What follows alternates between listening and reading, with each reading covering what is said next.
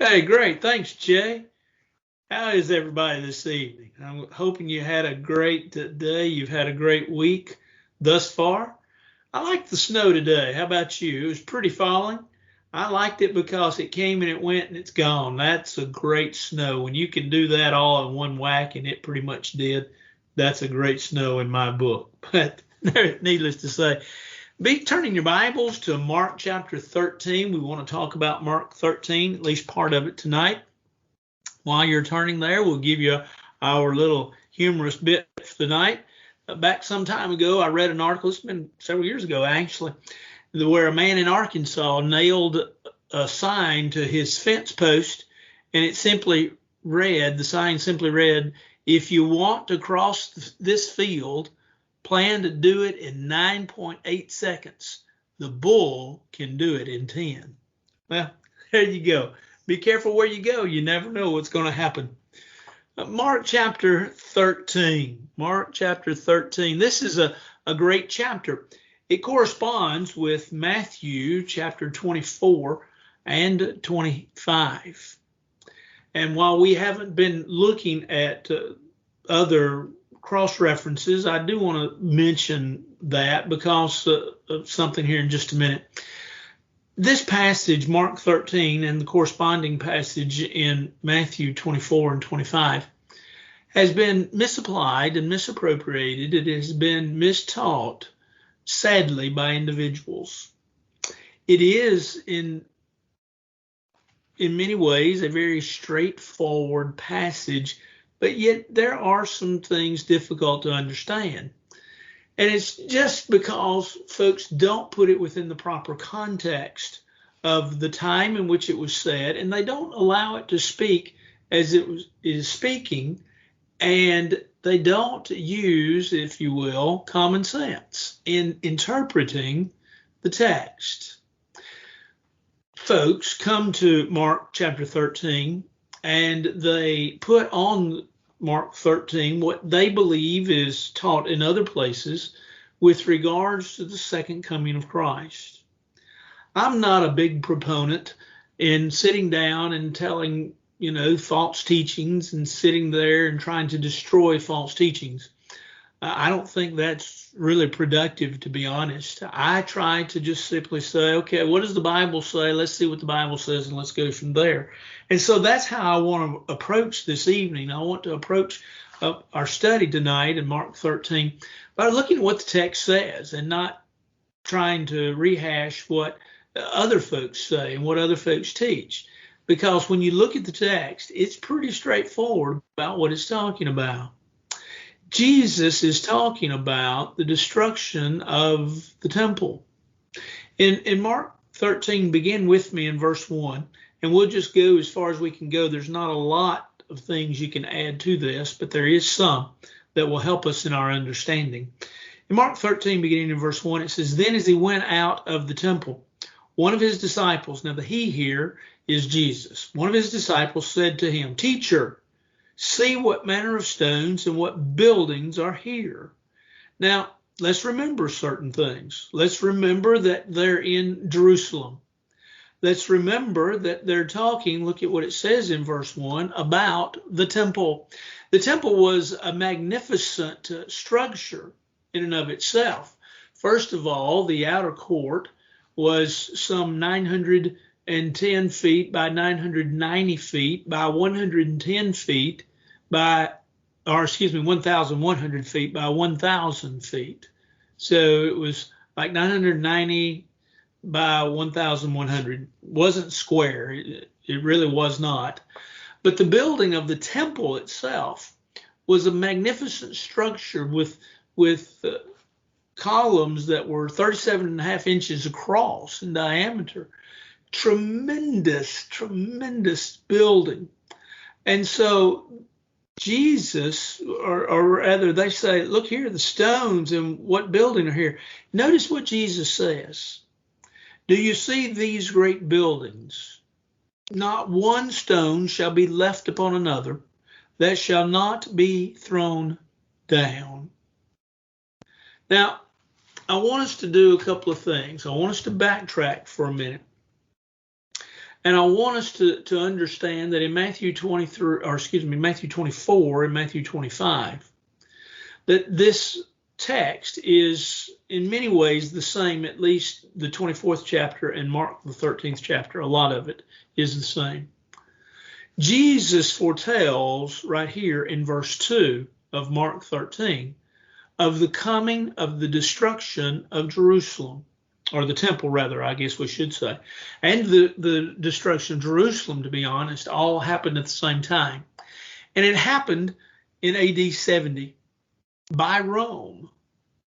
The temple itself was important. And let's get some historical background for just a minute. The temple itself was important because it was the place of worship.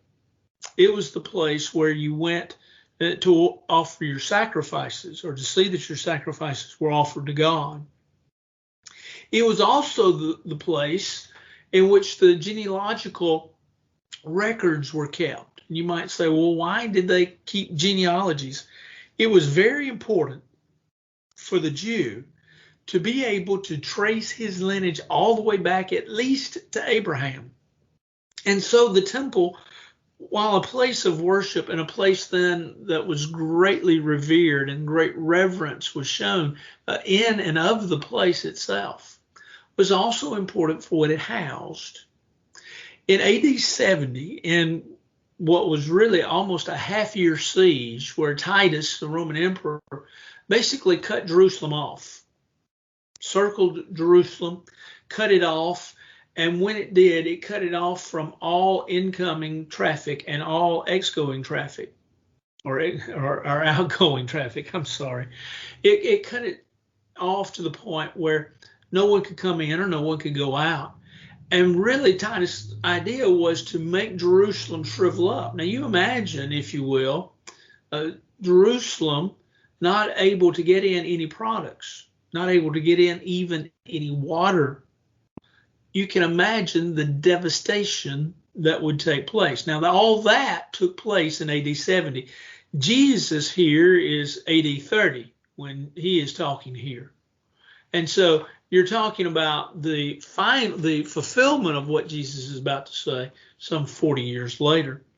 But Jesus says that you look at this temple, look at this great building, no one stone shall be left upon another that shall not be thrown down. And so what he is about to discuss, Jesus is about to discuss, is when this will be, because notice verse 3.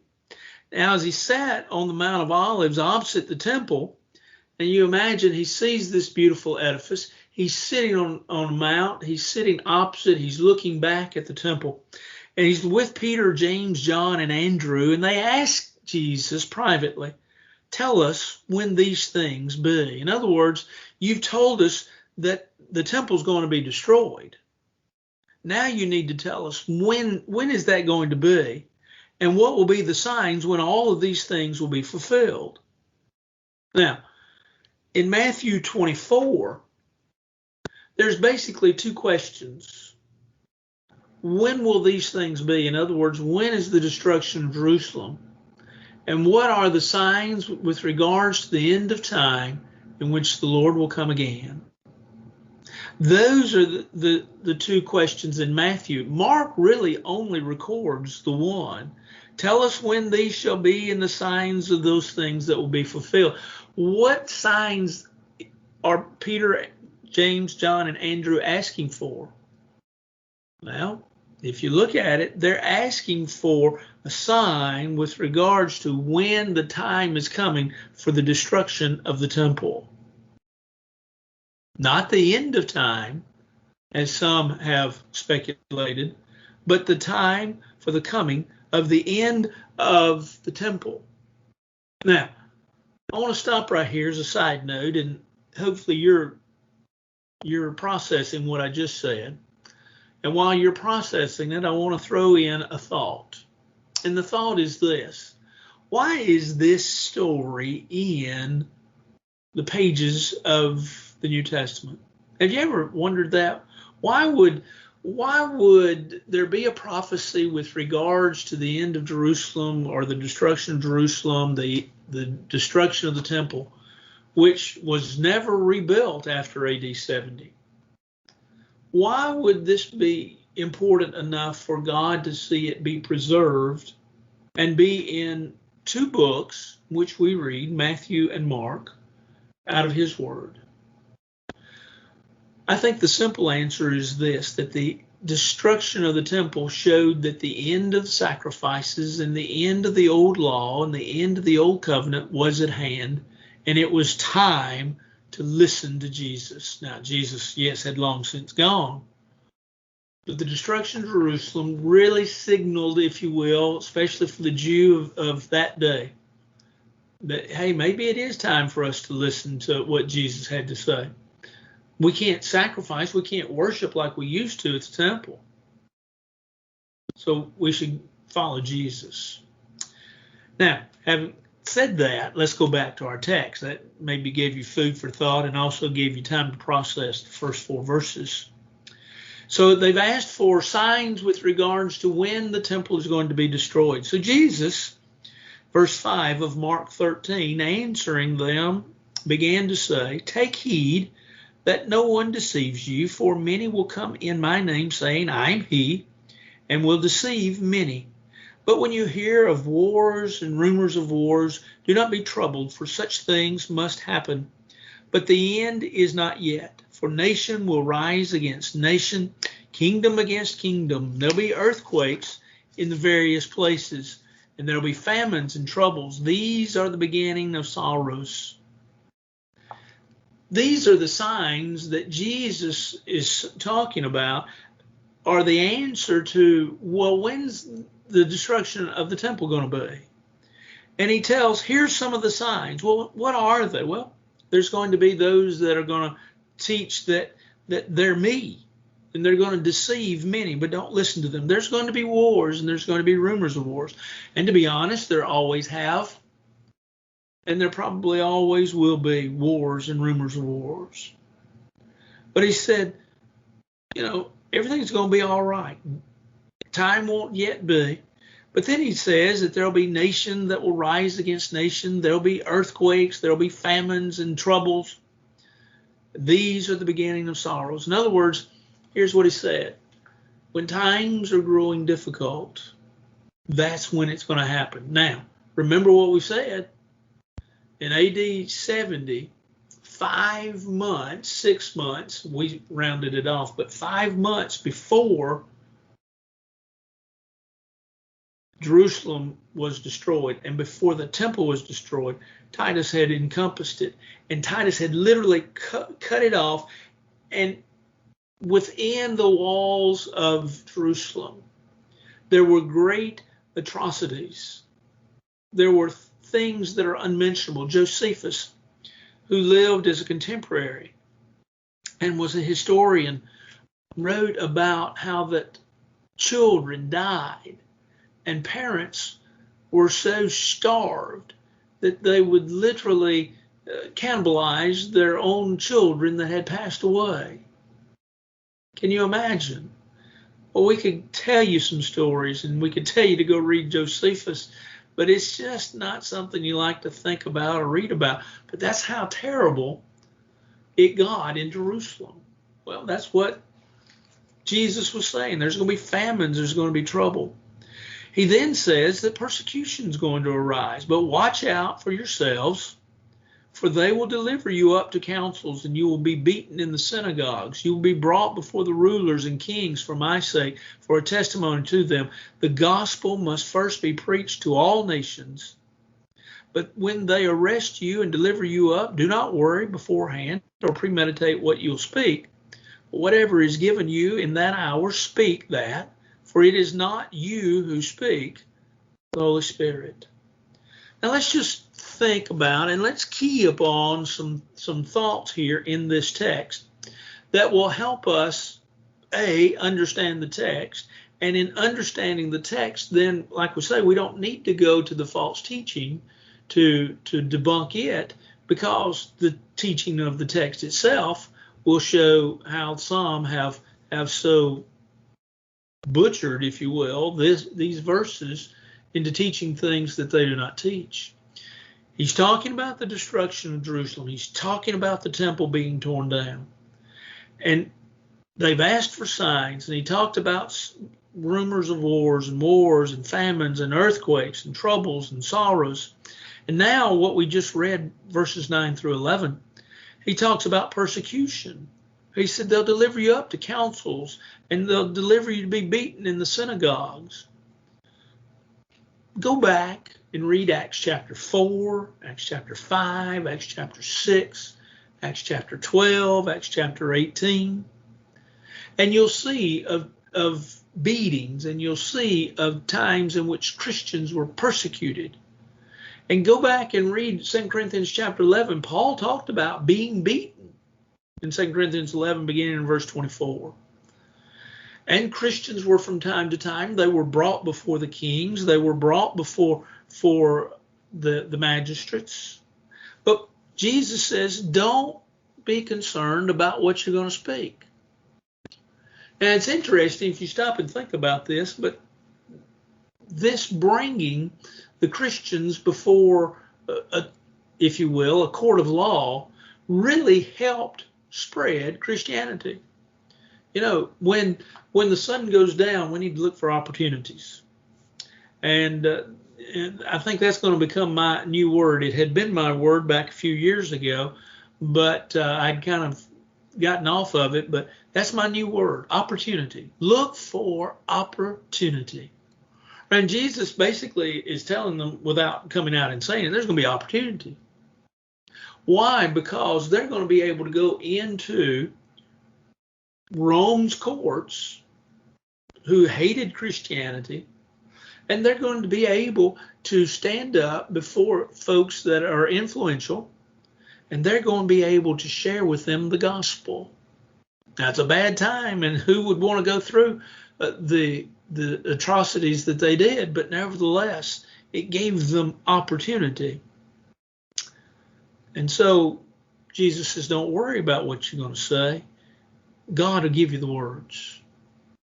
But then he says, beginning in verse 12, brother will betray brother to death, and a father his child, and children will rise up against parents and cause them to be put to death.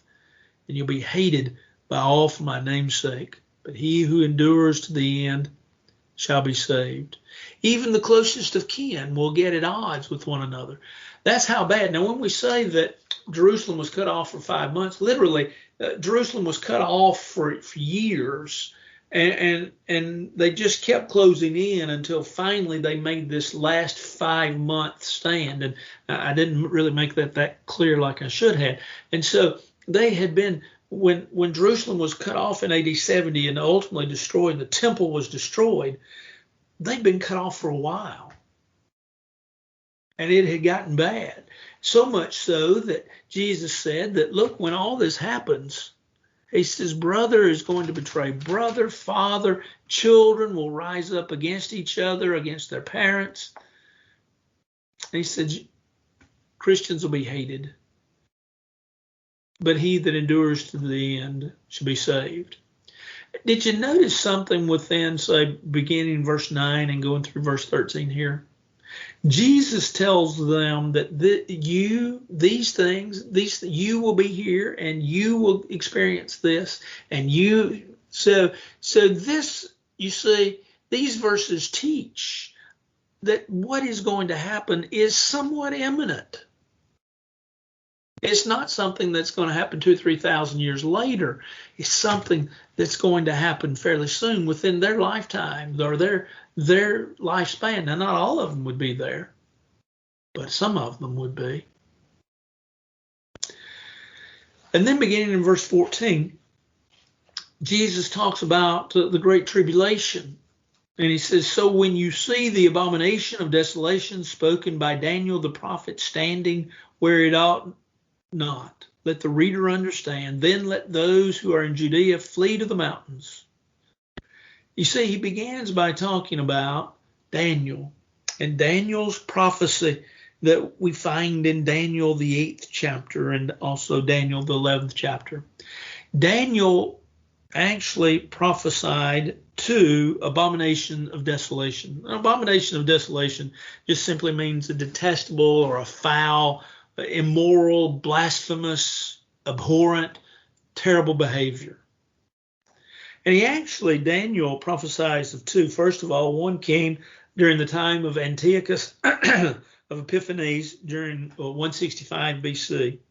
But the second, and the one Jesus is applying, of course, is a time referred to when Rome destroyed Jerusalem under Titus. And he says here, this terrible, disgusting, immoral time is going to come. Daniel said that it would. And then he says, beginning in verse 15, let him who is on the housetop not go down to the house, nor enter to take anything out of his house. And let him who is in the field not go back to get his clothes. But woe to those who are pregnant, to those who are nursing babies in those days, and pray that your flight may not be in winter. Now let's just stop right there for a second. Here, Jesus is really warning, if you will, about a local desolation that's going to happen. Now, he's already kind of given the time, hasn't he? He says, hey, these things are going to happen. You're going to be delivered up to the council. You don't worry about what to say. Now he tells them, he says, look, when you're on your housetop, don't go back in. In other words, when the Rome comes into Jerusalem to take it over, you need to get out. You need to get out, and you need to get out quickly. Make haste. Don't go back into your house. Remember, they lounged, they stayed mostly on the tops of their houses. They were flat. They were not pitched like ours of today. They were flat. That's where they often sat, especially at night, to catch the wind, the breeze that would come to cool them off. And so he says, you're on the top of your house, you hear Rome coming in, don't go back down to your house. Get away quickly. And if you're in the field, don't go back and try to find your clothes or your material possessions. Leave, get out, go quickly. But the pregnant lady, she's got problems. Why? Because she can't move fast, she can't travel fast, she can't travel the spur of the moment. Woe to that lady. And then he says, pray that your flight might be in winter. Why? Well, everybody would be slow then, wouldn't they? For in those days, he says, beginning in verse 19, there will be tribulation. The word tribulation just simply means pressure, oppression, affliction, such as has not been since the beginning of the creation which God created until this time, nor even shall be. And unless the Lord had shortened those days, no flesh would be saved. But for your elect's sake, whom he chose, he shortened the days. In other words, he says, if it had not ended when it did, if they had, like we say, they'd cut Jerusalem off, and now if they had not ended it when they did, if Titus hadn't finally come in and taken Jerusalem over when they did, just how even worse it would have been. And if you read the history of it, it couldn't have been much worse. But then he says, beginning in verse 25, then if anyone says to you, look, here is the Christ, or look, he is there, do not believe it. For false Christs and false prophets will rise and show signs and wonders to deceive, if possible, even the elect. But take heed. See, I have told you all these things beforehand. There were many false prophets, and there were many false teachers in Jesus' day. And there were many between Jesus' day and the destruction of Jerusalem. Many false prophets. Many folks say, well, here's Jesus, or I'm Jesus, and Jesus said, don't listen to him. It's sort of like, I guess we always hear of folks that deal with false ideas and false things and schemes and of that nature. I read today, or yesterday actually, that some are scheming, some folks in the United States of America, they're calling them up and saying, hey, I can get you a COVID shot, and I can get you for X number of dollars a COVID shot. Well, don't pay it. Why? Because they're free. That's not, we're not being charged for this. And so he says, and so the article said, don't listen to these people. They're scamming you. Well, there were people in Jesus' day, and there were people in the destruction of Jerusalem. They're going to be scamming them. And Jesus said, don't listen to them. And bear with me for just a minute. All of this is one thought, I think, and so we need to kind of move on very quickly. I know we've kind of moved on quickly, but hopefully we've let you see some things. Jesus now, beginning in verse 24, is going to turn to what a lot of folks call prophetic symbolism and prophetic symbolic terminology.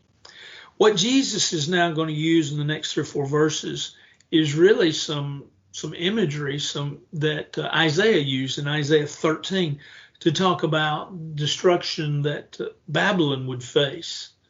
And so Jesus is going to talk about the impending doom or the downfall of nations. Notice what he says. But in those days, what are the days? Well, the days of the tribulation, yes. The days of the oppression, yes.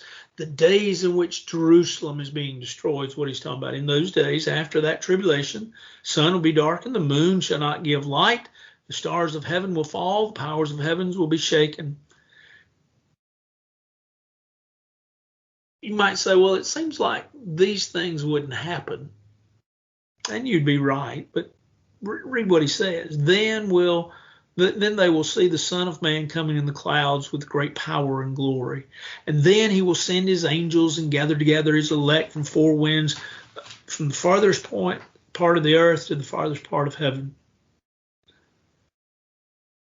The fall of man, the fall of Jerusalem would be ultimately by Rome, but God allowing it to happen through his providence.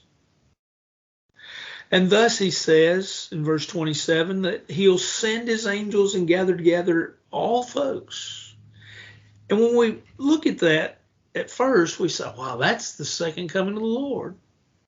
And remember, there's only 2 comings of the Lord. The Lord came, of course, when he was born of Mary and Joseph, and the Lord's going to come again. He has not done that yet.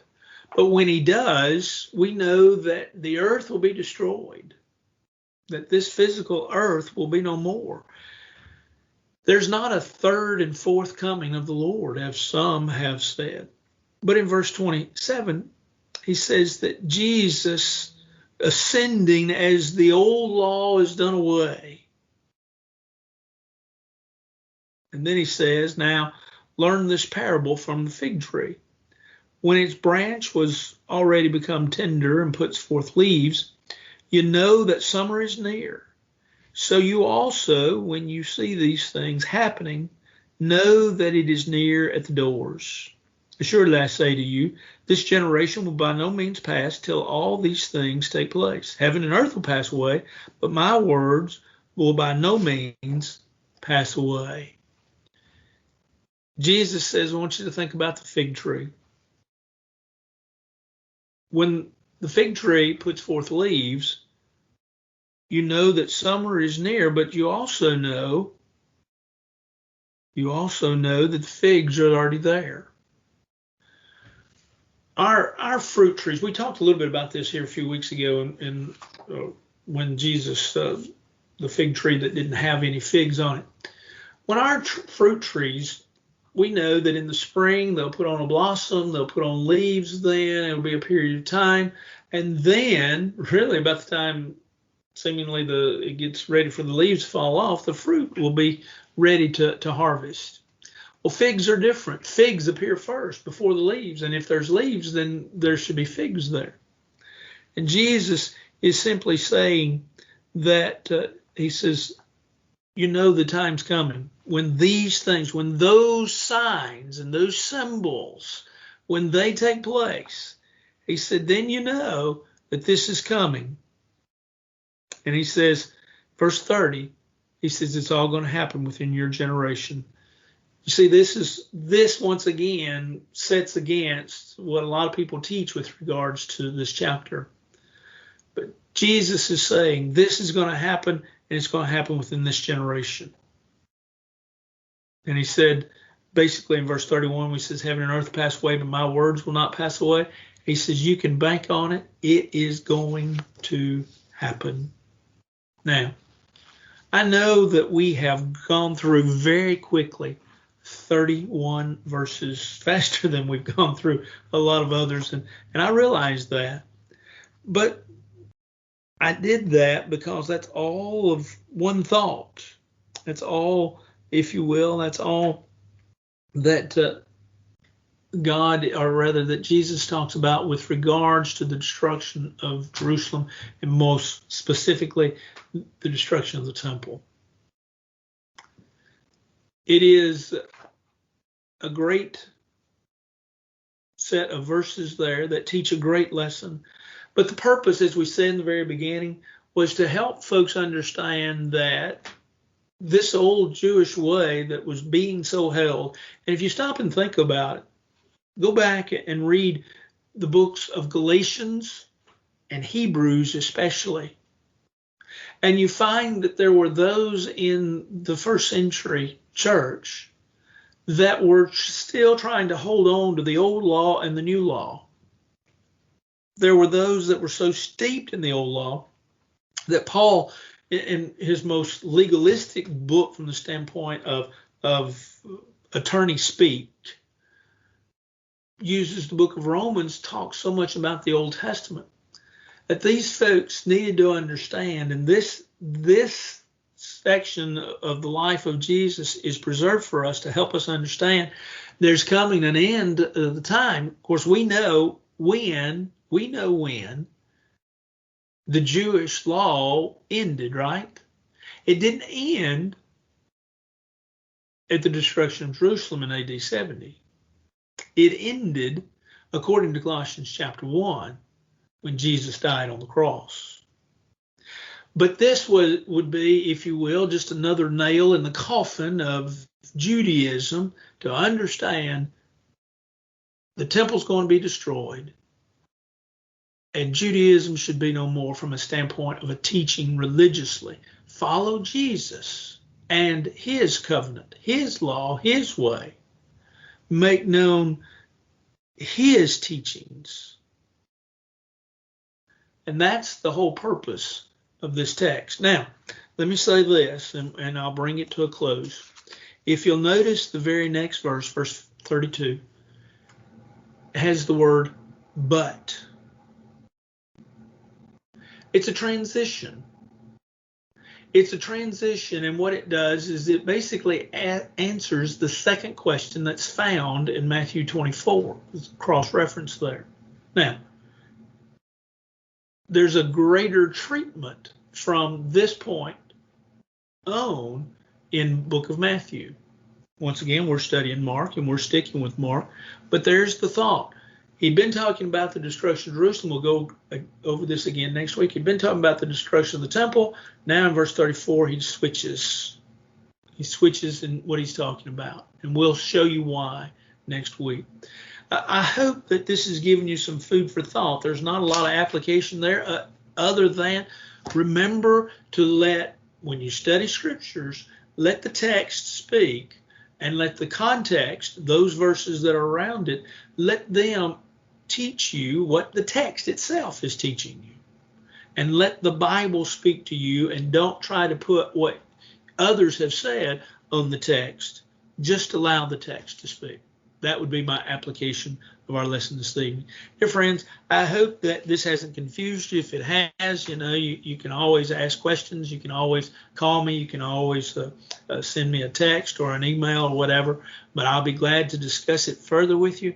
But we thank you for listening tonight. We look forward to being with you Sunday. May God bless you and keep you is my prayer. I hope you have a great rest of the week.